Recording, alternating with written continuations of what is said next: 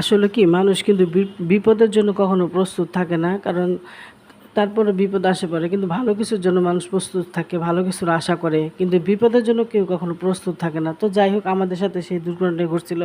তো আজকে আমরা গেছিলাম একটু বাইরে কাজ-কাম সেরে আপনাদের ভাইয়া আসছে রাত্রে ১০টা বাজে অফিস থেকে।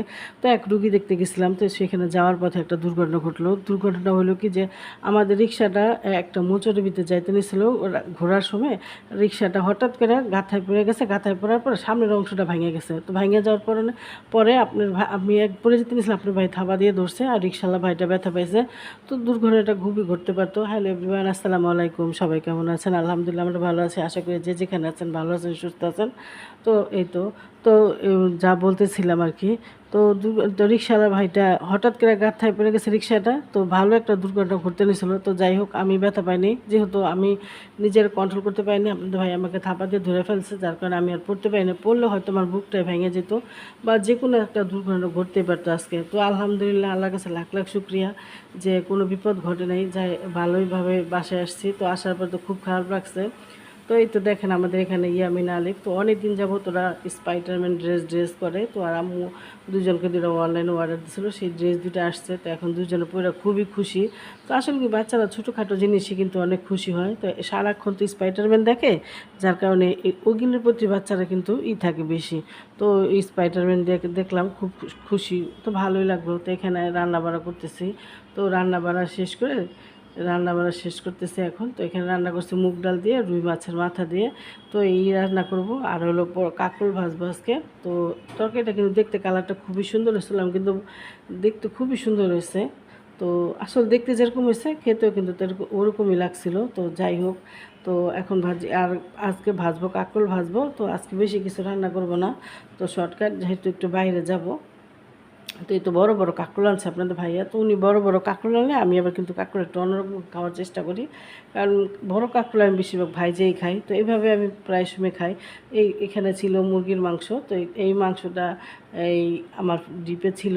তো এই কিমাটা দিয়ে আর ওই বাটিতে যে আছে ওইটা হলো পটলের ভিতরের অংশটা, ওইটাকে আমি হালকা একটু বাইটা নিছি। তো একসাথে মিক্স করে তারপর এটা পটলের ভিতরে দিব।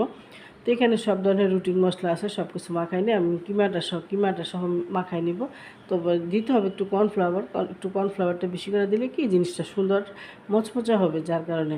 তো আসলে এভাবে করে খাইলেও কিন্তু ভালো লাগে। তো এভাবে আপনারা ট্রাই করতে পারেন। আসলে জিনিস সব রান্না কিন্তু আমাদের সবারই এক, তারপরে মাঝে সাঝে একটু ব্যতিক্রম করে রান্না করলে ভালো লাগে। তো সবসময় তো আমরা ভাজা খাই, আপনি এইভাবে করে খেয়ে দেখতে পারেন, অবশ্যই ভালো লাগবে, ট্রাই করে দেখতে পারেন। তো একটু কর্নফ্লাওয়ার দিব। তো কর্নফ্লাওয়ারটা আমি একটু বেশি দিব কারণ মচমচা হওয়ার জন্য। তো যাই হোক, এখন আমি পুরগুলি সুন্দর করে মাখায় নিব। তো এই তো আর পটলের ভিতরের অংশটা একটু হালকা বাইটা নিলে কি ভালো হয়, তাহলে আর আস্তে আস্তে থাকে না, তাহলে কিমার সাথে মিক্স হয়ে যায় আর খুব সুন্দর লাগে। তো এইভাবে আমি সবগুলি এখন পুরের ভিতরে দিয়ে নিব। তো আমি যখন খাওয়া দাওয়া করবো তখন এটাকে ভাজবো। আর একটু কাজও আছে, কারণ ঈদ কিন্তু একবারে সামনে চলে আসছে। তো রান্নাঘরের একটু পরিষ্কারের ব্যাপার আছে, ঘর দুয়ার ঝাড়াঝাড়ির ব্যাপার আছে। তো ঘরটা একটু পরেই ঝাড়বো, আগে রান্নাঘরটা আজকে ইচ্ছা আছে রান্নাঘরটা একটু পরিষ্কার করবো। আর টাইলসটা একটু পরিষ্কার করতে কিন্তু ঝামেলাই লাগে। তো সবসময় রেগুলার পরিষ্কার করলে কিন্তু আর অত একটা ময়লা হয় না। তো আমার রান্নাঘর অবশ্য ওরকম তেল চিটচিটে হয় না। আমি প্রতিদিনই রান্না করার সময় একটু একটু করে পরিষ্কার করার চেষ্টা করি। তো এই তো আমার কিন্তু এখানে পুরগুলি সব রেডি করা হয়ে গেছে। তো এখন আমি ভাইজা নিব। আর এগুলো খাওয়ার আগে গরম গরম ভাজলেই ভালো লাগে। তো একটু সময় নিয়ে কিন্তু ভাজতে হবে, কারণ ভিতরের মাংসটা তো সিদ্ধ হইতে হবে। তো এই তো এখন আমি ফ্রাই প্যানে তেল গরম করে নিলাম। আর আমি ডুবো তেলে ভাজবো না, একটু অল্প তেলে ভাজবো, কারণ যতটুকু তেল লাগে অতটুকুই, কারণ এটা ডুবো তেলে ভাজার জিনিস না কিন্তু। তো এই তো, কারণ বেশি তেল দিলে না ভিতরে বেশি তেল চিটচিটে হয়ে যাব। তো এই তো যতটুকু তেল দরকার আমি ততটুকু দিচ্ছি, আপনাদের চাইলে একটু বেশিও দিতে পারেন। তো এই তো কাঁকরোলগুলি কিন্তু দেখতে খুব সুন্দর লাগতেছে, আসলে এভাবে করলে কিন্তু ভালোই লাগে। তো দেখেন আমার কাঁকরোলগুলি কী সুন্দর। তো এই তো কাঁকরোল কোরমাগুলি খুবই ভালো লাগছে। তো অবশ্যই এটা ভুনা করলে আরও অন্যরকম লাগতো। তো আমি এভাবেই খাই, এভাবে আমার মেয়েরাও পছন্দ করে, তো আপনাদের ভাইও পছন্দ করে। তো এভাবে করে খাইলে কিন্তু আসলে ভালোই লাগে। তো আজকে যাই হোক অনেক কথা বললাম।